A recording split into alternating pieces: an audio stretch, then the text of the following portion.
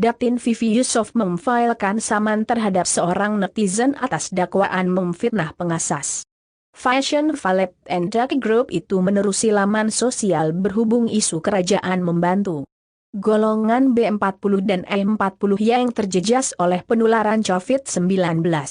Saman fitnah itu difilekan Vivi Yusof, 33, atau nama sebenarnya Vivi Sofinas Yusof menerusi tetuan Foong Chang Leong dan Am Chow pada 15 Juni lepas dengan menamakan Alia Najimah Hasanuddin, 28, selaku defendan tunggal. Hari ini ditetapkan untuk pengurusan kes di dalam Kamar Hakim Mahkamah Tinggi. Datin Rohani Ismail dan hasil semakan mahkamah, pengurusan kes selanjutnya ditetapkan pada 7 Oktober ini. Vivi saman netizen berdasarkan penyataan tuntutan yang dilihat melalui carian.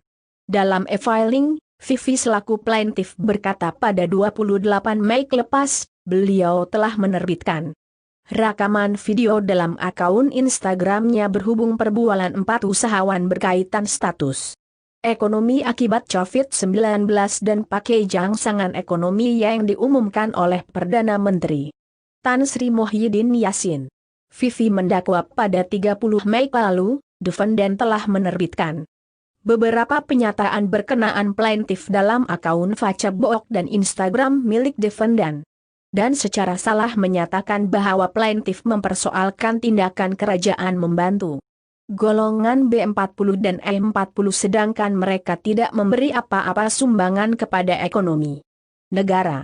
Usahawan wanita itu mendakwa penyataan-penyataan fitnah tersebut antara lainnya membawa maksud bahwa plaintiff tidak bersimpati terhadap golongan B40 dan E40, bersikap angkuh, mementingkan diri sendiri dan tidak profesional serta hanya mementingkan keuntungan. Lancarkan petition Vivi letak jawatan kata Vivi, penerbitan.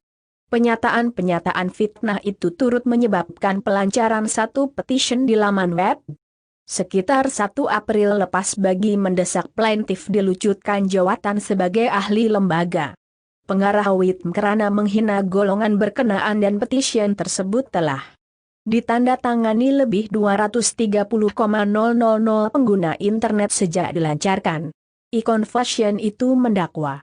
Pada 2 April lepas, surat tuntutan telah dikeluarkan kepada defendan dan menuntut supaya beliau berhenti menerbitkan sebarang penyataan fitnah terhadap plaintiff di laman sosial. Dan plaintiff juga mendakwa defendan membalas surat tuntutan melalui aplikasi Facebook.